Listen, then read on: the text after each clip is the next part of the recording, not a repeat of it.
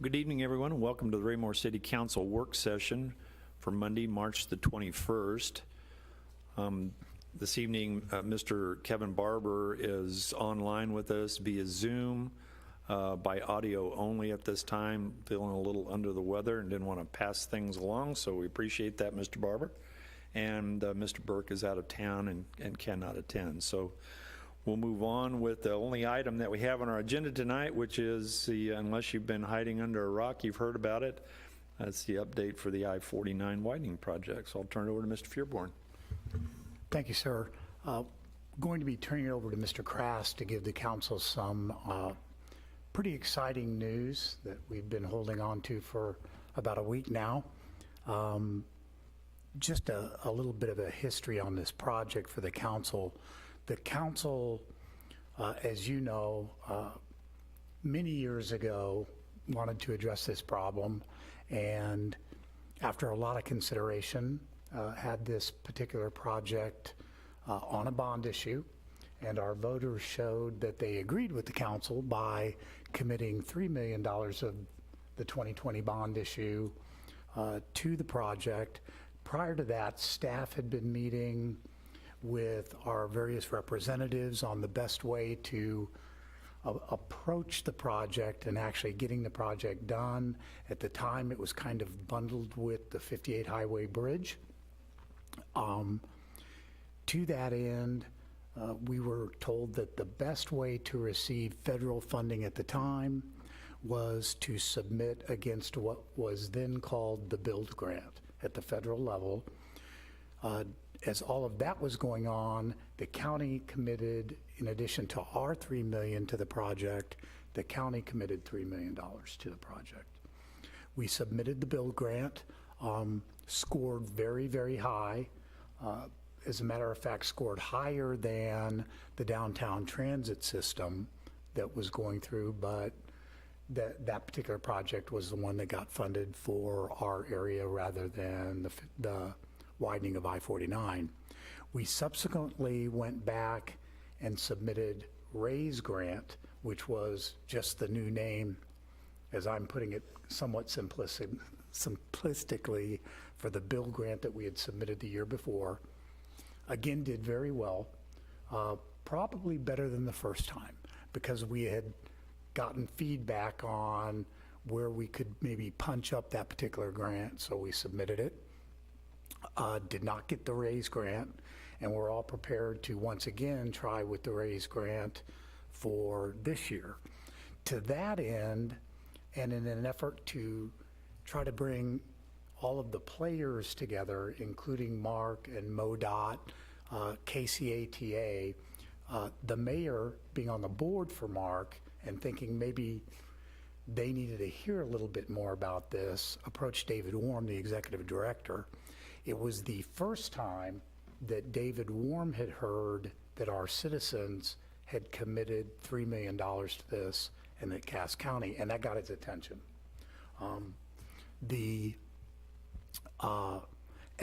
At about the same time that all that was going on, Mark is hearing from a whole lot of different sources. There had been a survey that they put out on projects that were on the STIP, and they eventually, and I think I had shared this with the council, the #1 project that got comments online was the I-49 widening. And Mark subsequently called Mr. Crass, called over to Belton and said, could you please stop writing us because we're getting overloaded with this particular one. To that end, for several of the projects that had received comments about the exact same time that we were approaching David Warm, to have a meeting with them, they did a in-person come down and have comments. Mr. Crass was at that meeting, Councilmember Townsend was at that meeting. They heard loud and clear from several Belton citizens, Mr. Townsend, some citizens from Raymore. In fact, this was the only project that was commented on? Yes. So they're hearing all of this, and all of a sudden it's on their radar. So we meet with them, Councilmember Townsend, the mayor, myself, Mr. Crass, Mr. Icky, and At the time, they realized that Councilmember Townsend had been appointed as the Cass County member to the KCATA. So KCATA was also in attendance at that meeting. If I mischaracterize this, please speak up. David Warm and Ron Acapult, who is the transit director for MARC, kind of tried to structure the meeting around, rather than the widening of I-49, which is what we were there to talk about, they tried to talk about transit issues and multimodal issues that would be associated with the project rather than widening I-49. We did a very good job, I think, as a group of turning their attention back to the I-49 deal. That ended with David Warm suggesting to me and everybody else at the table that this was going to take multiple sources of funding, and we should join arms and start approaching the governor's office and our senators who we'd already been in contact with and our representatives at the federal level to seek multiple sources, multiple buckets to take the funding for this out of. Mayor and I drove back from that meeting together. My comment to the mayor about that meeting was, we have started the conversation. And at luncheon meetings between David Warm and people from MoDOT, they're going to be talking about this project now. They know it's a priority for us, that we don't want it to be 10 years out. And then the issue being that the federal dollars that funnel through MARC each year that go onto the STIP, MARC has a favored few, not a bad thing, it's just with their grading system that they have in place, and those favored few are within the beltway of the 470 or the 435 loop. MoDOT gets a lot of their funding, even though MoDOT has other funding sources. MoDOT gets a lot of that funding, Kansas City gets a lot of that funding, and Independence gets a lot of that funding, so it stays within that loop down there. Somewhere in all of this, somebody was talking with somebody, and now I'm going to turn it over to Mr. Crass for what has occurred within the last 2 weeks. Well, we had heard inklings and little bits and pieces, but it wasn't real until MoDOT published their draft surface transportation improvement plan. I think it was last week they finally posted it, and the I-49 widening project is currently within that plan is being funded. Now, MoDOT has taken ownership of this project, so it has expanded from a $30-some million project when we were applying to for a build grant to a $71 million project. What they are going to do is, where we were just going to try and add a lane within the kind of the center area, MoDOT's project involves complete reconstruction of the road from 155th Street, or a little bit north of that, down to North Cass Parkway, complete new pavement surface, 3 lanes both directions.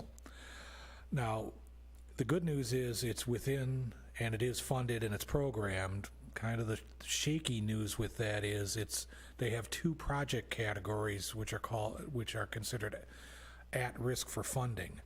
The I-49 widening project is highly and solely dependent on the gas tax remaining in place, and we know that there has been some things initiated to either repeal or reduce that.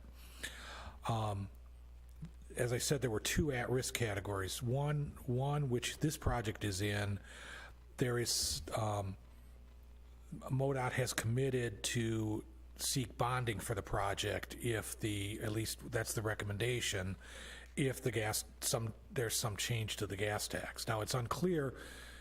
Several years ago, they put out a bonding project, and this was the bridge and I-49 were both included in that. The voters turned down that bonding initiative. So I don't know, Mr. Freeborn, were we able to research if it was going to require a vote, or will MoDOT be able to simply issue bonds? Because at this time, We don't know if this one falls into that same category. And what what they have done is they have, if the gas tax were to be repealed, which the latest articles on it is that that's going to face an uphill battle. Now the increase in the gas prices may be changing that, but the latest articles are, and obviously MML is strongly opposed to the repeal of the gas tax because it hurts every community just the way it would be impacting us. But the categories are white categories in the report that's going to go to the Highway Commission for final approval in July. And those are ones where, whether the gas tax is repealed or not, those are still in. Then light gray category, as I call it, because it's in light gray, is where they still think highly enough of the project and want the project enough that they would put it on a bond issue and take out debt to do it, which means even if that would go bad, it's still that highly thought of and that high on the priority list. The project time frame for these, by the way, is 2024 to 2027, with design beginning in July of 2023. So we're coming up on the reality of this thing that we've talked about for a decade because of the council's foresight and putting it on a bond issue, David Warren finding out about it, all these conversations, all those things that we know go into a project of this magnitude have now occurred. The dark gray category on these would be wiped out. But fortunately, we're in that middle category where one way or the other, the conversations that are being had are, this project's going to go sooner than later in some form or manner. The conversation when we were at Mark was that this project would be at the earliest, even if we could cobble the funding together, 10 years out. And they saw every Raymore person at the table shaking their head no. At 10 years out, you've doubled the cost. It's a whole, you're pushing that, kicking that can down the road, and you're never going to see it if you do that. The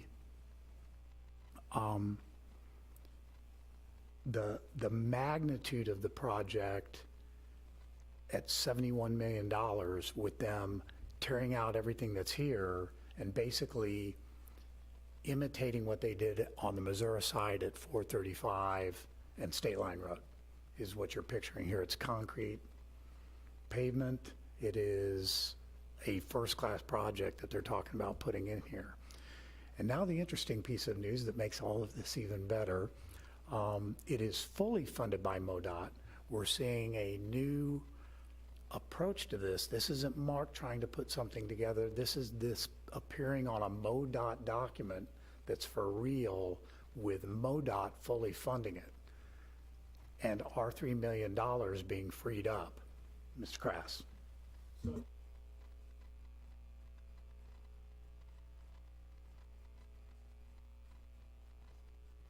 Our contact with MoDOT was Matt Killian, and at the time he was the area engineer. He has since been promoted to district engineer, so he has oversight over the entire KC metro area. Turns out there's also a lot of MoDOT staff that lives in this area and fights I-49 every day. So what we're hearing, and we're going to be meeting with Matt and the new area engineer, is they're looking at a complete project. So now that I-49 has been programmed, they're also looking at the bridge and what they can do there and get it timing wise. They are proposing, what we're hearing is as Mr. Fearborn said, they're proposing to make an application for money through Mark. Timing wise, it's about the same. The call for projects that's out with Mark, or will be shortly, I think, is for funding in 2025. So the timing works out really well. Looking at the cost of the bridge today, round numbers, is about $24 million. Although the Mark grant is advertised as an 80-20, it's really more of a 50-50 if you really expect to be funded. So that would give $12 million from Mark. What we're hearing is MoDOT would commit $6 million, and that leaves a shortfall of $6 million between what we and the voters approved and what the county has, plus whatever Belton may be able to contribute, although they may be contributing a lot in kind. They are talking about some significant modifications to not only the outer road that on their side, but modifications to 58 Highway on between, I believe it's Powell, the traffic signal where McDonald's is, to the bridge, doing some widening and some other things there. It looks like the $24 million is reachable. So in 12 months' time frame, we've gone from a distant future project that we knew our voters wanted, we knew the council was behind, council had been pushing and pulling everywhere they could, talking with folks, to this being maybe a reality in the next couple of years, and not a maybe, a definite discussion that is being had. As Mr. Crass indicated, and you probably picked up on, the application going to Mark for use of these dollars would actually be coming from MoDOT. So a completely different dynamic here. We're very familiar. I know many of the council members are very familiar with Mr. Killian. He has long been a champion of this area. He is the one who first proposed going east on 58 with a widening project. He is the one who first recognized the dangerous situations that existed at Prairie Lane and at Ward Road, and he's the one who championed both of those project improvements for 58 Highway. So it doesn't hurt that he is now the district director and the person who's, we suspected a great deal of synergy on all of these projects is now coming from him and the direction he'd like to see that go. That comes from countless hours of Mr. Crass and Mr. Rokos on the Belton side meeting with him over and over and again to talk about the South Side projects outside the 435 loop. So about the most excited I have been for this project since the voters approved it. I mean, this is falling into place. What we wanted to inform the council as soon as we could. Would you, sir, or you, sir, because you are on the committees that do this and board of directors and KCATA, would you like to add anything? As I was going to ask Mr. Townsend if he had anything to add. I'm holding my seat over here with excitement to hear this news and to see this being added to the draft plan with MoDOT, because just seeing and reading the room with the next round of raise grants, we're going to be back at the same boat of being subject to more higher priority, higher visibility projects inside the loop, given everything that's, you hear it and see it in the news. So those are the type of things that we'd be competing against, because they're already drafting up raise grant applications to submit for those things. So already knowing what happened in 2020 and 2019 with the build and the raise grant, we'd have the same problem again, trying to compete for dollars for our end of the region. But this is exciting to see, all the actions and all the activities that everybody involved to raise and elevate the concerns of this area of the Kansas City metro area and our needs, particular to Raymore. This is outside of our jurisdiction. As Mr. Freeborn said, the residents approved the bond measure to commit $3 million to something that's not even our roadway, but is a significant thoroughfare to get to our community, and to see the the MoDOT put this and take ownership of it is very exciting, and to see the timeline and hear the timeline of that is also encouraging.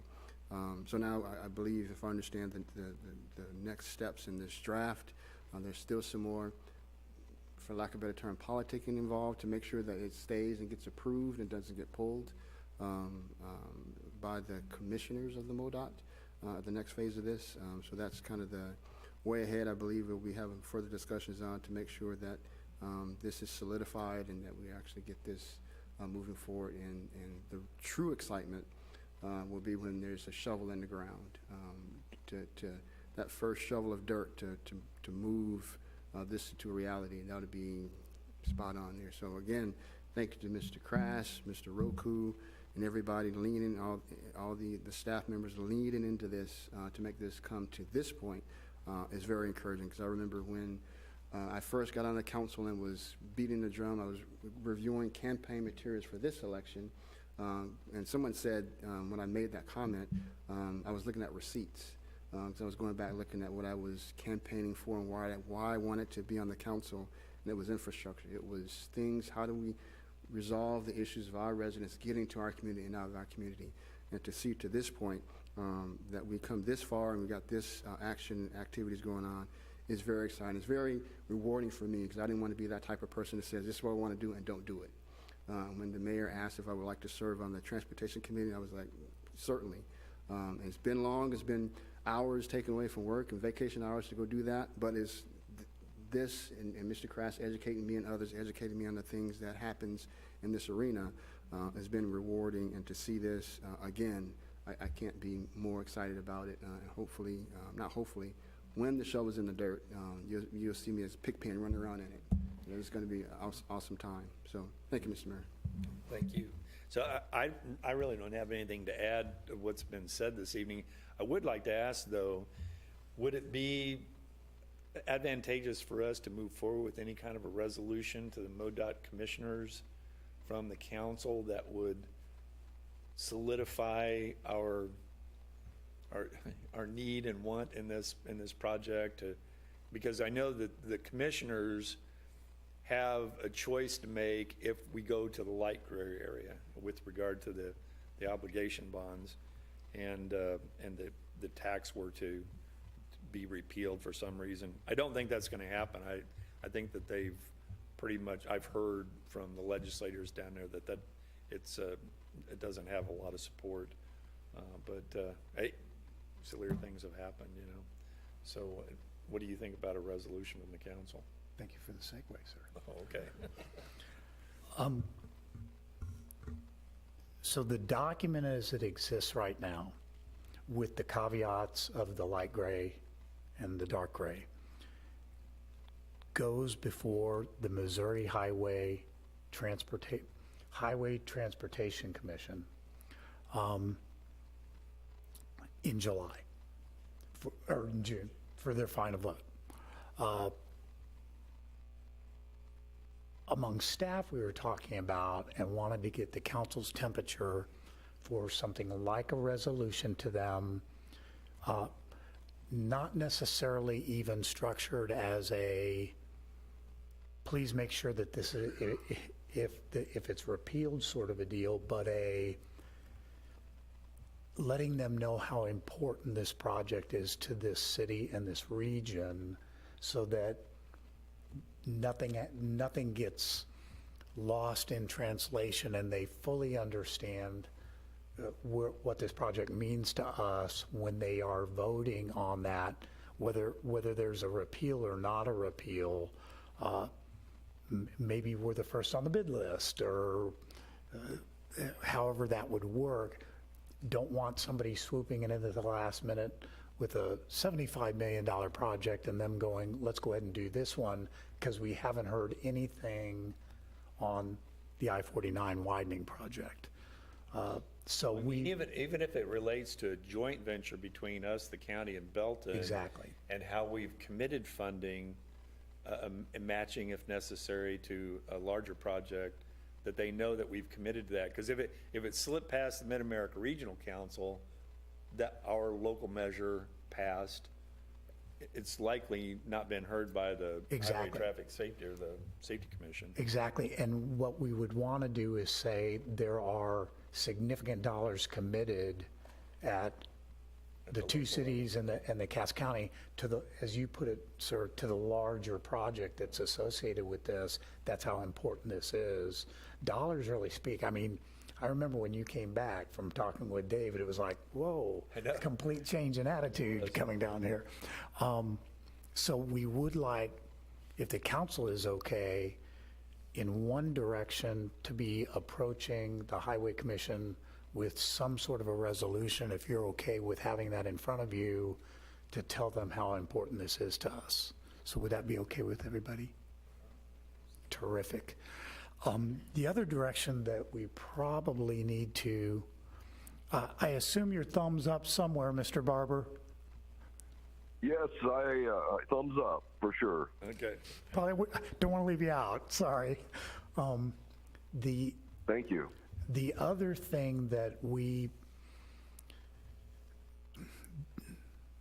I would like the okay on is to contact MML to, a lot of times, even though they're opposed to something, they like to hear the local stories that go with that. So when they're lobbying that the repeal does not go through, that they understand here's what's real here locally. Please, when you're out there talking with these folks, because it's actually, I keep forgetting the name, sir. One of the sponsors of the bill to repeal is actually from this area, is actually running for Representative Hartzer's seat. So, I mean, doesn't live here in Raymore, doesn't live in the county, but is close to this area, so would want, if they are talking with that particular individual, to know, one of the areas Walsh. One of the cities you're going to be representing is, there's a project that this could put at risk, at least in the near term. So if you all are okay, I'd like to get a hold of Richard Sheets and just let him know, here's one of the things that's impacting us, if you're okay. Terrific. Any questions? I'm okay. Thank you, sir. Any questions we can answer about all this? Thank you. Just a quick question. Is there anything that individually we can do? Would it be helpful for us to be writing letters or emails? We love it. We can get you the address for anything that goes to the Missouri Highway Commission. There are 6 commissioners, chair and vice chair. The closest commissioner to our area is Oric. Oric and Clinton.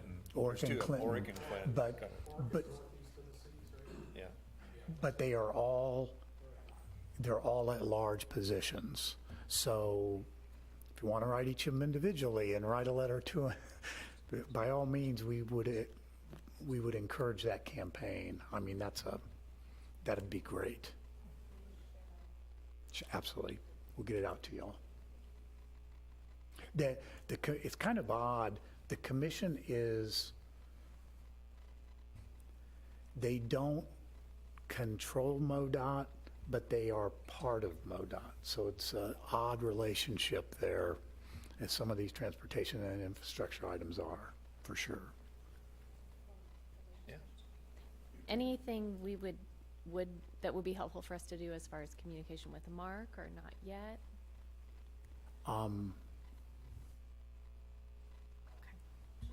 I don't know that MoDOT has made application yet, so we're going to be fleshing that out next week. Yeah, we're going to be working really closely with Matt on the background information for that one. And the advantage, of course, of Mark is we know one of the big wigs there, and we know somebody who is actually on the STIP committee down there, both Mr. Grass and Councilmember Townsend. So we'll be, but again, once that time comes, that'll also be a big one. And they're getting, compared to what they were looking at with the I-49 widening, I'd like to think that this is an easy call because MoDOT's approaching them. Just a point of clarification as well. Because MoDOT has taken ownership of this project and put it on their draft, approving that they're going to do it, they've kind of removed our ability to apply for this third round of raise grants. So we can, even if we wanted to compete with whatever hits the street, we couldn't because they've pretty much taken ownership of it. Is that correct? That's pretty accurate. So we would want to put the application for the worry with putting in the application for the RAISE grant too is the MoDOT dollars are coming from the federal level, and would we be sending kind of a mixed signal on, I mean, we have a clear, bright line path here with this one. We want to be putting our energy into that and not confusing anybody. It'd be the same way with the $3 million. Now we want to talk about the $3 million in the broader scope rather than having MoDOT go, well, let's cut the $71 million back to $68 million and Okay. Okay. Just wanted to clarify that in my head. Thank you. Yes, Mr. Ullman. Thank you, sir. I just had a couple of detailed questions. When we originally talked about the project, when it was first getting serious about it, and Mr. Kress, Mr. Rokos actually did the design, if you will. You had mentioned to us that whenever, at the time, MoDOT's formula was if we put in new lane miles, you've got to take over maintenance of something. Does that still apply on this project? absolutely not. Okay, that's good news. And then the other one was any feedback on your SPUI design. I thought that was ingenious because it takes and distributes traffic out away from that intersection. And I know that was kind of what you guys had submitted to them. I just didn't know if they'd said anything about it. Not really. They, the challenge they have is the bridge. That design required demolition of the bridge. The bridge is structurally sound. There are some things that they can do within the bridge deck, with some reconfiguration of lanes, some access management. At least conversations we've had with some access management and some other things. There's not necessarily a need to tear down what they consider a perfectly good bridge. Thank you. Any other questions on these projects?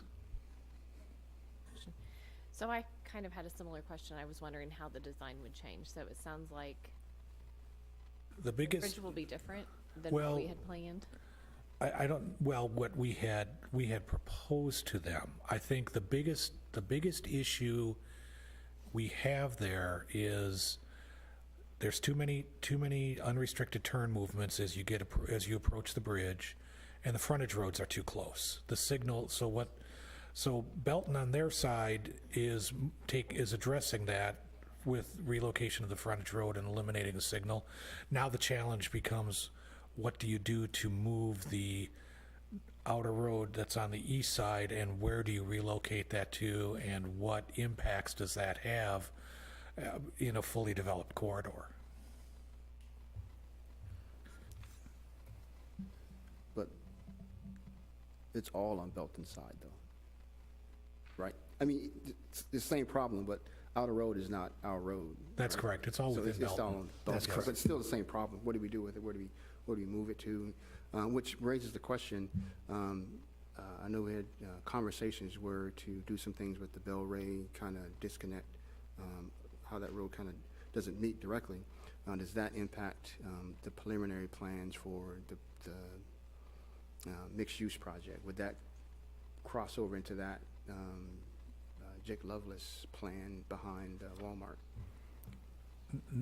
No, sir. It would not impact that far south. Okay, all right, just curious. As part of this, also be aware, and again, we use the term Belton side, our side, and so everybody thinks the dividing line is the bridge. I'm sure what you mean is the Belton portion of the east side of 58 Highway.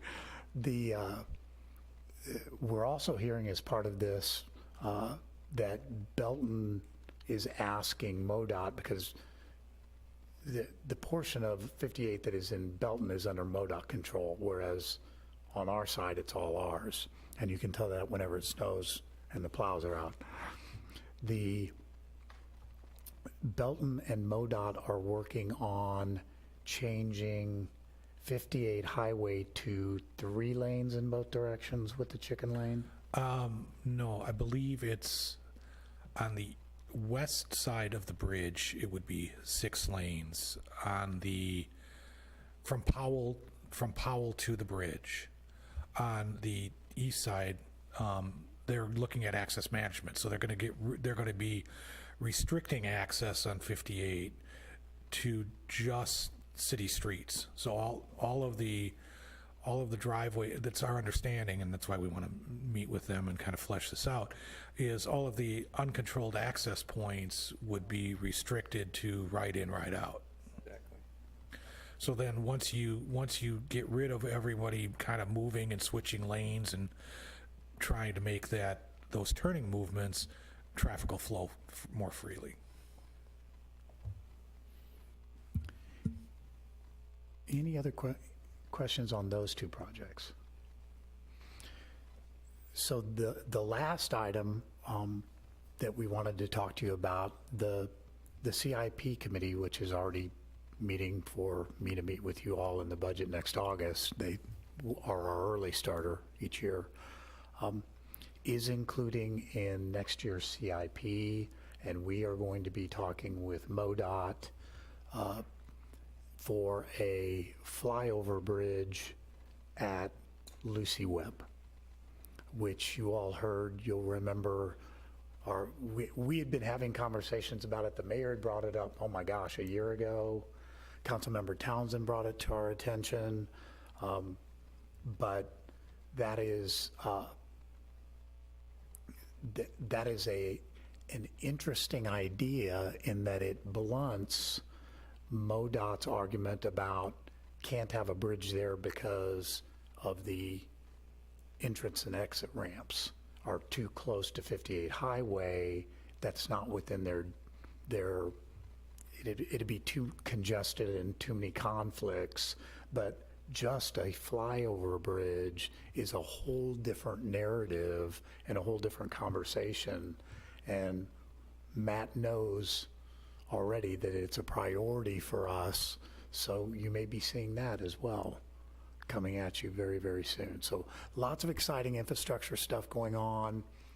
It looks like some blocks are really that we've all been working on for years now are starting to reap benefits.